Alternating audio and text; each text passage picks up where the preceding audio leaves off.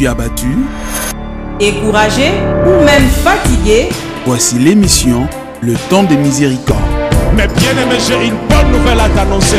La parole de Dieu est en train de courir afin de donner un sens nouveau. J'ai dit et donner un sens nouveau. Une émission qui vous apporte la consolation, la force spirituelle et vous permet de bénéficier de la miséricorde de Dieu avec le révérend pasteur Désiki Tokobi Simon. Je t'aime tellement. Alingi yo kolega. Tu ne peux pas accepter que tu souffres. Qui a reçu du Seigneur la vision de révéler au monde le Dieu miséricordieux et de former des hommes et des femmes qui vont exercer cette miséricorde.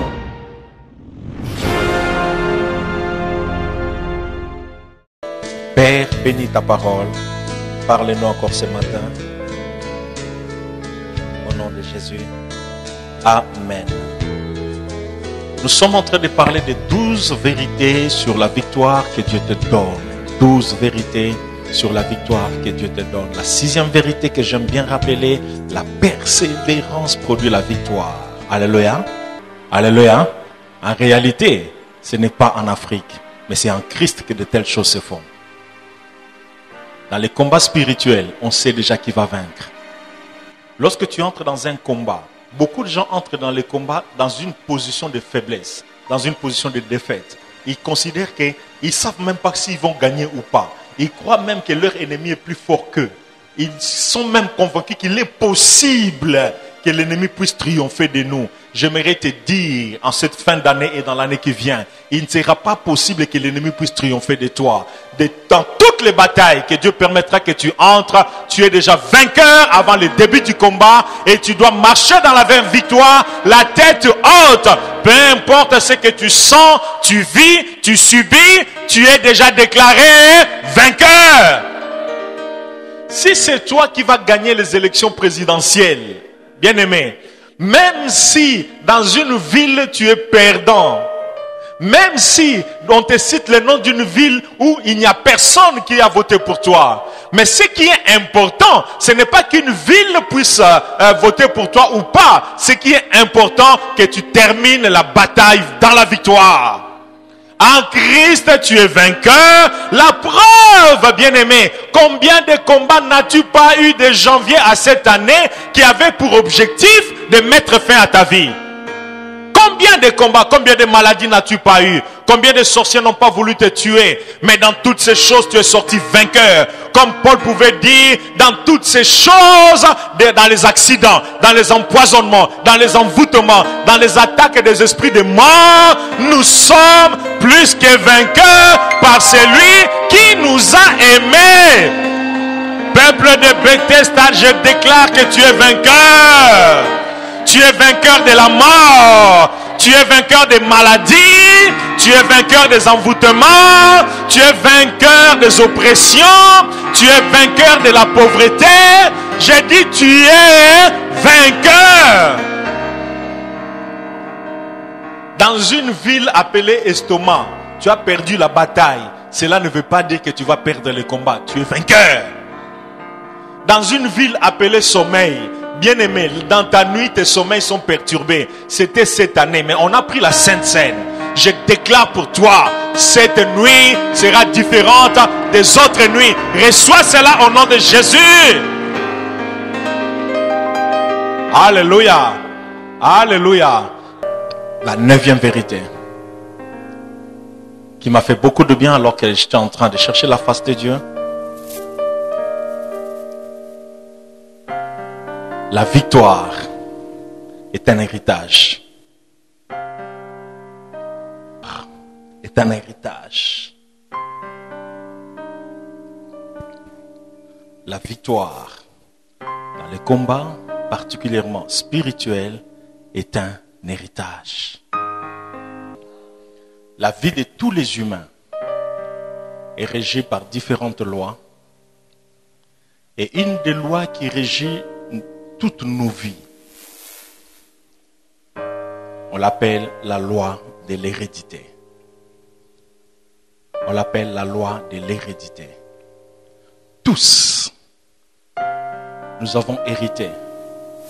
C'est une universel. Nous avons hérité quelque chose de quelqu'un. Tous. Que tu le veuilles ou pas.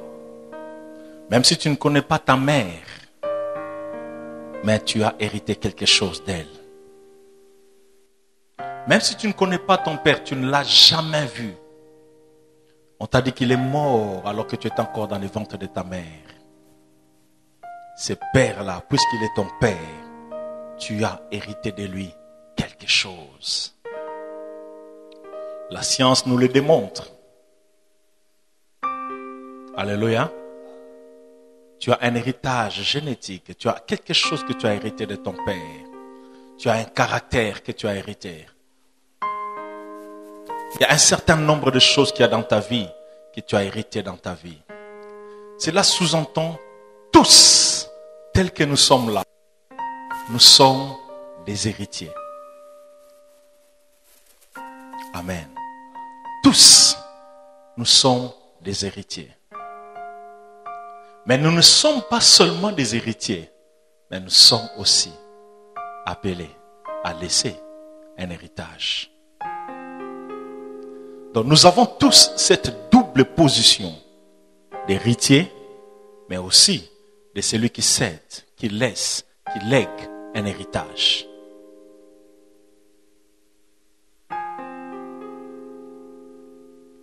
Dis à ton voisin, héritier, n'oublie pas que tu dois aussi laisser un héritage.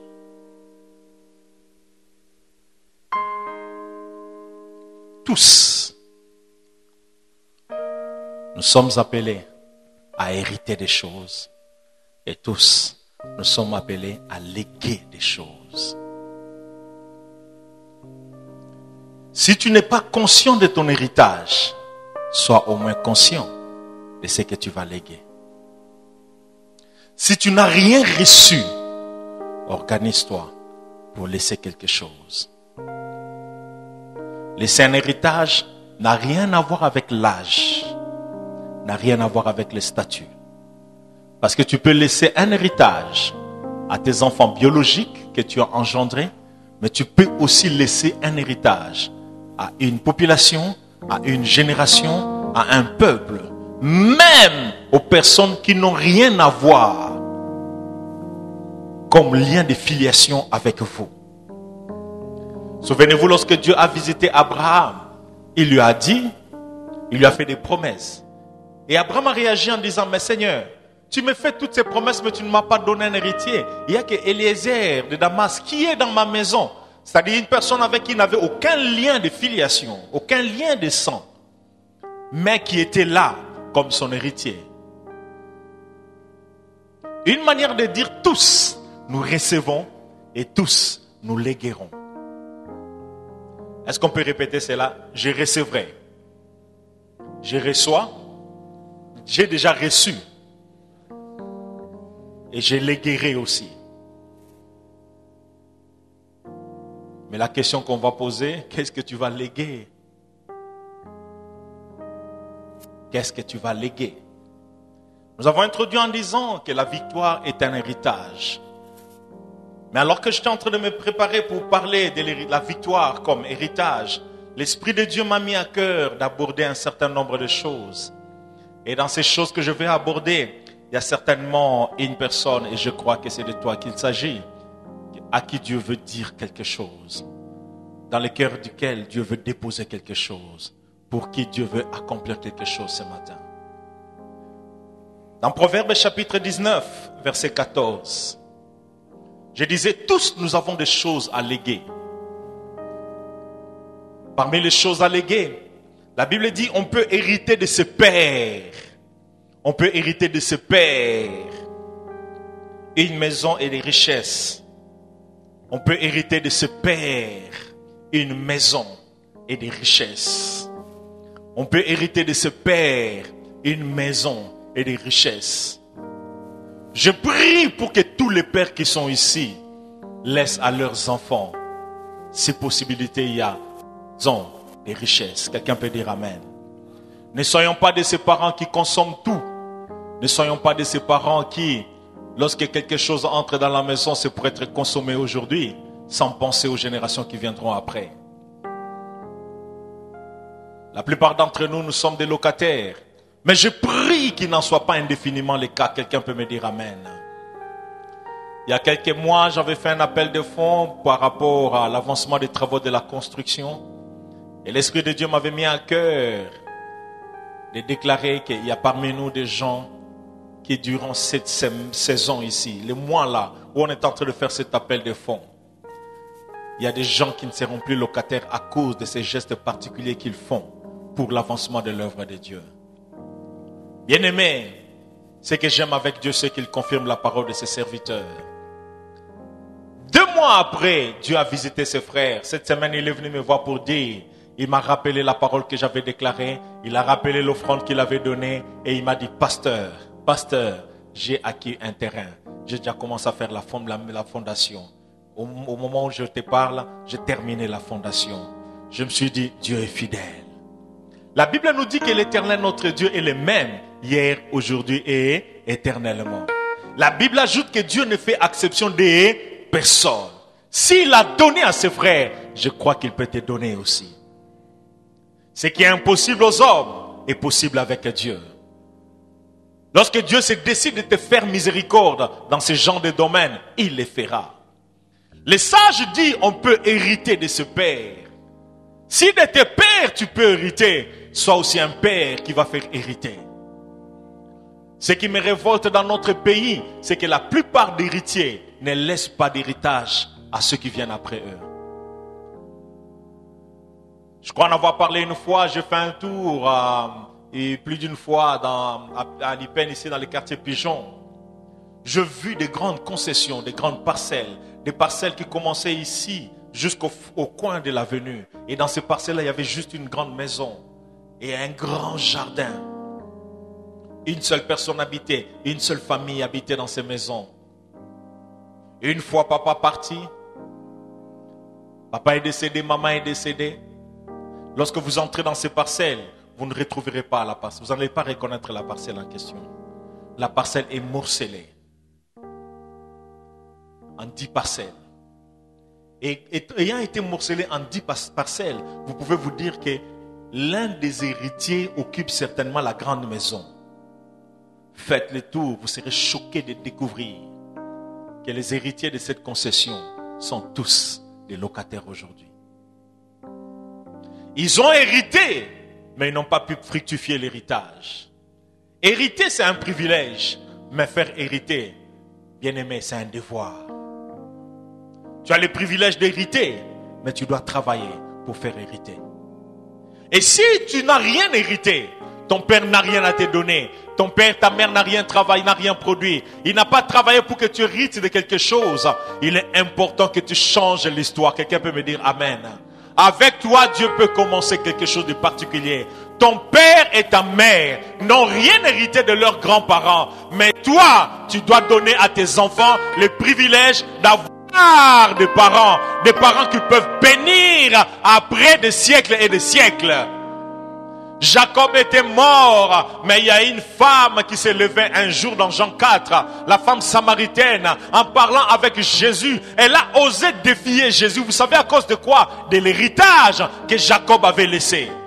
Elle s'est frappée la poitrine. Elle était fière d'être descendante bien-aimée de Jacob. Elle était fière d'avoir Jacob comme père. Elle était fière de se dire, Jacob fait partie de mes pères. Mon frère, ma soeur, je prie pour que cette grâce te soit donnée, afin qu'après ta mort, que tes enfants soient fiers de toi, que tes descendants soient fiers de toi, même après 5 générations. Si Jésus ne revenait pas, que ta mémoire soit bénie. J'ai dit que ta mémoire soit bénie. Ne sois pas de ses parents alors que tu es encore en vie. Tes enfants te regardent, ils se demandent qu'est-ce que tu fais encore sur la terre. Sois de ses parents bien-aimés, après ta mort, que tes enfants disent, nous avons eu un père. Qui ne se limite pas à dire, on a eu un père qui nous a beaucoup aimés. Oui, il vous a beaucoup aimé, mais qu'est-ce que vous avez hérité de lui?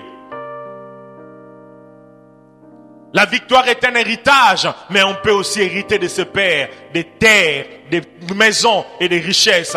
Recevez la grâce de laisser aux générations qui viendront richesse et maison. Je dis, recevez la grâce. Pour que cette grâce soit effective, il faut que la pauvreté soit d'abord brisée dans ta vie.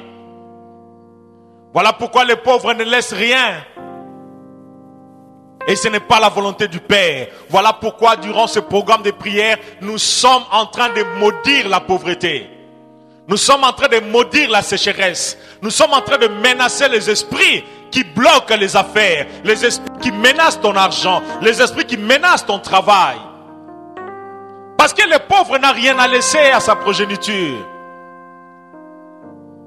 On peut hériter beaucoup de choses. Nous allons parler de différentes choses qu'on peut hériter. Tu as un salaire faible, mais aie d'abord cette vision. Pasteur, avec mon salaire là, comment je peux acheter une maison? Oui, il y a des gens qui ont moins que toi, mais qui ont des maisons. Si on comptabilisait tout ce que tu dépenses chaque année avec tes fêtes d'anniversaire, ce que tu dépenses chaque année dans les tralala, bien aimé, tu peux acheter des maisons, tu peux acheter des parcelles. Ceux qui ont hérité na papa na yo lupangu na ndakute yo somba. Ceux qui va pesa yote yo somba.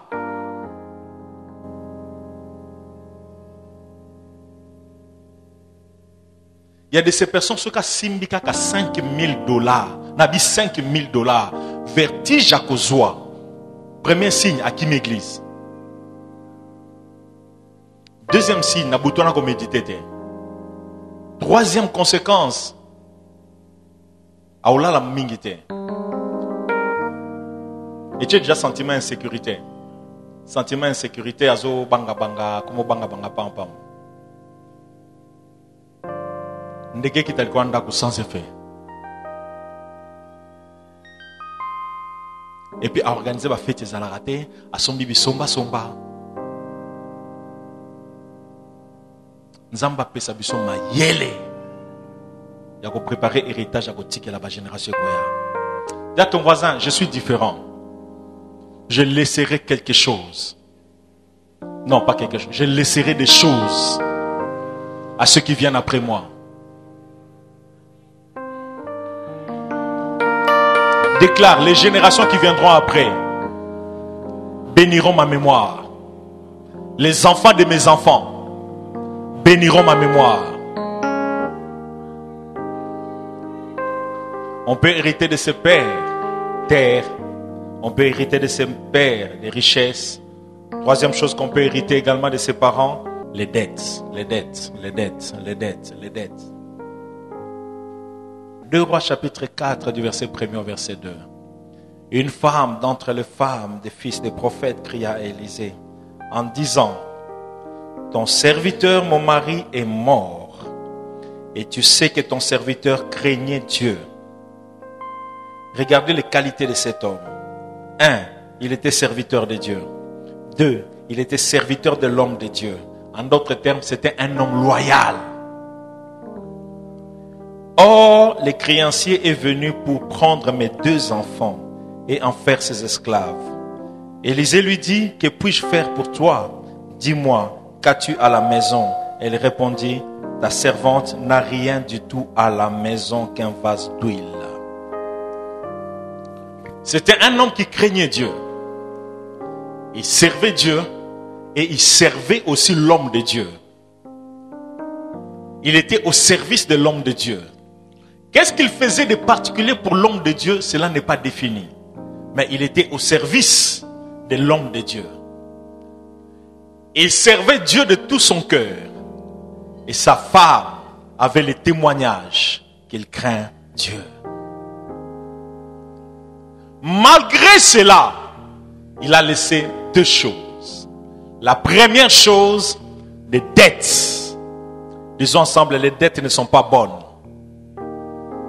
Répétons, les dettes ne sont pas bonnes. Il a laissé premièrement des dettes. Et deuxièmement, la pauvreté dans la maison.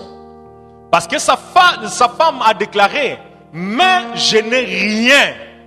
Le prophète lui a demandé: qu'as-tu? Il a dit: je n'ai rien. Il Il craignait Dieu, mais il était pauvre. Il craignait rien, Dieu, mais il n'a rien laissé à ses enfants. Il craignait Dieu, mais il n'a pas produit grand-chose pour subvenir à ses besoins et aux besoins de sa famille. Ayant laissé comme héritage une dette, qu'est-ce que cela a entraîné? Le créancier est venu un jour réclamer la vie de ses enfants.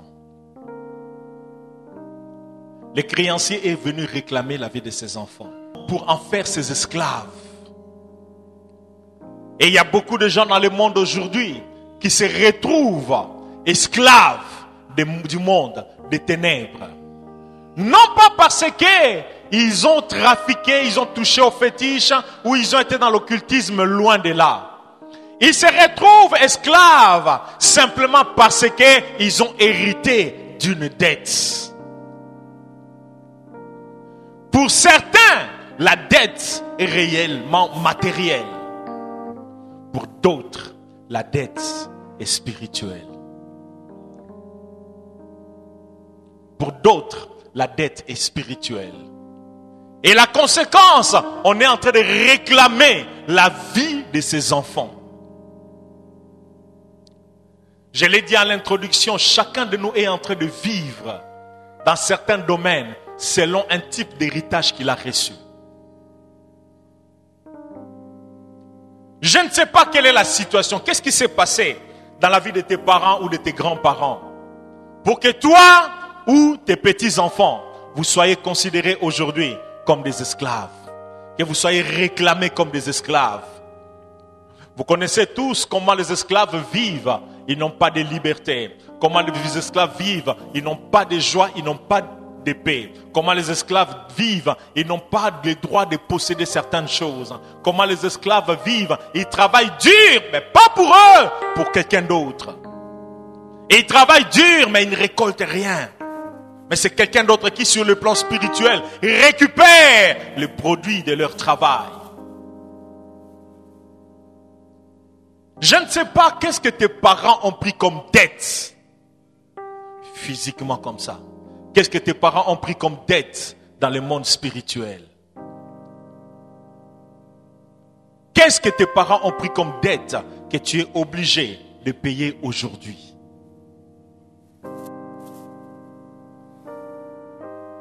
Alors que je suis en train de parler, bien-aimé, je sens l'Esprit de Dieu me dire, me mettre à cœur qu'il y a plusieurs ici qui sont réclamés et d'autres dont les enfants sont aussi réclamés à cause de certaines dettes non payées dans le monde des ténèbres. Je ne sais pas, Dieu ne m'a rien dit de qui il s'agit, mais il y a des gens dont la vie est réclamée, dont la vie des enfants est réclamée à cause des dettes des parents, des dettes des grands-parents.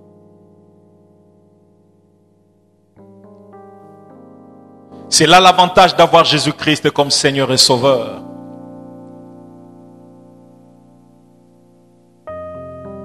Avant de quitter cette terre, sois sûr que tu as payé toutes tes dettes.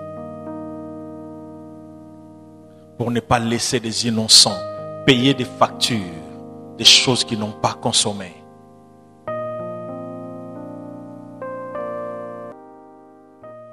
Bien-aimé, ce que Salamela qui y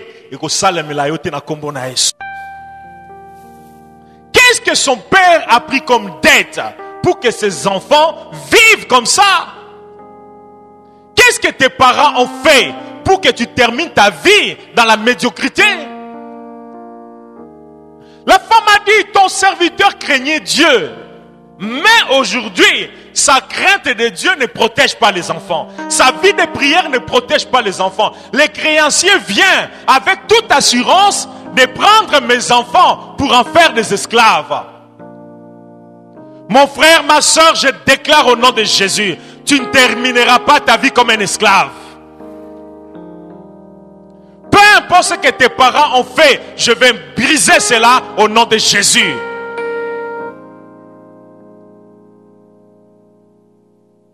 À la croix, Jésus a payé. Je dis à la croix, Jésus a payé. L'ignorance te fait payer des dettes que tu ne devais plus continuer à payer. Comme je disais, bien-aimé, alors que je parlais, j'ai senti l'Esprit de Dieu me mettre à cœur qu'il y a des familles qui sont en train d'être réclamées. Ferme nos yeux, je t'en prie. Quelles sont les dettes prises par tes parents ou tes grands-parents à cause desquelles on veut aujourd'hui prendre tes enfants comme esclaves? Quelles sont ces dettes-là que tes parents ont prises?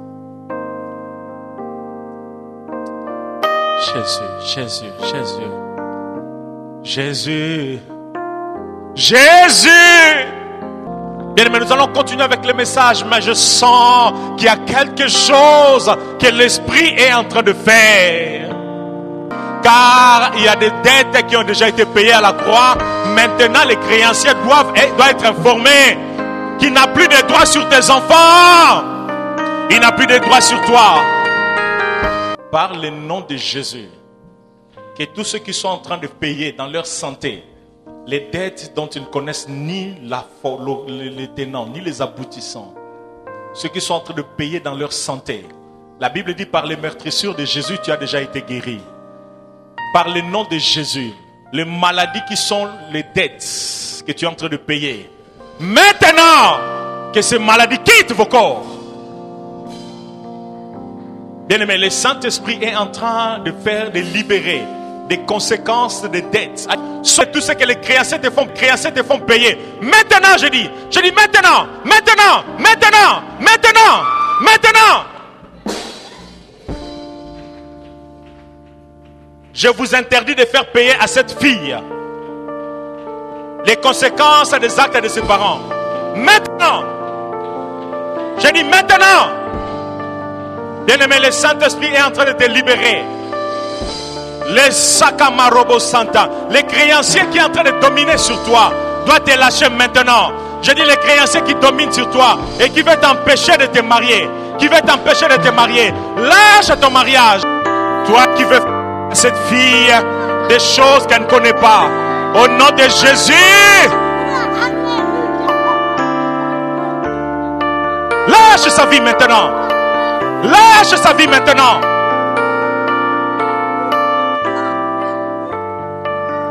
Sois libéré de tout ce qu'on veut te faire payer. Je dis sois libéré de tout ce qu'on veut te faire payer. Sois libéré de tout ce qu'on veut te faire payer. Sois libéré de tout ce qu'on veut te faire payer.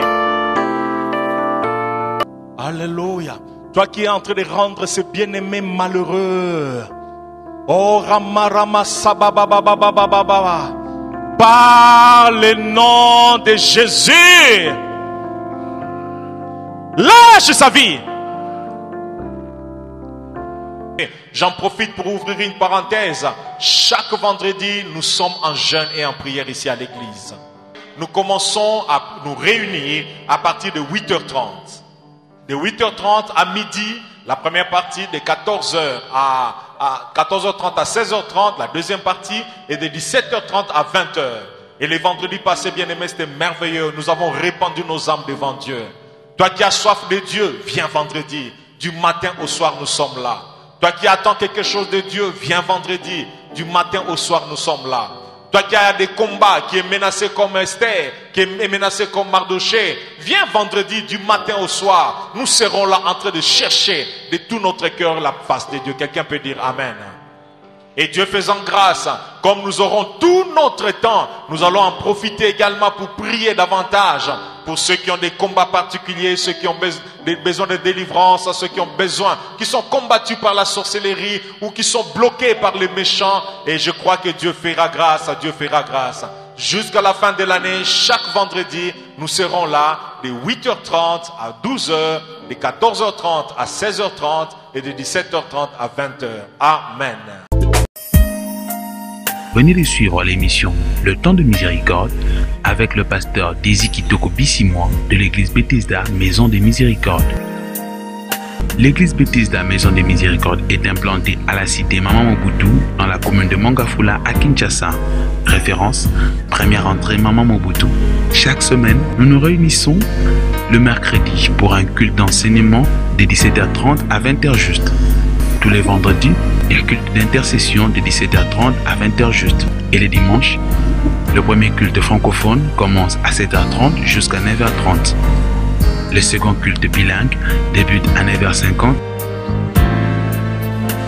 et les pasteurs reçoivent chaque mardi de 8h30 à 12h30, de 15h30 à 19h30.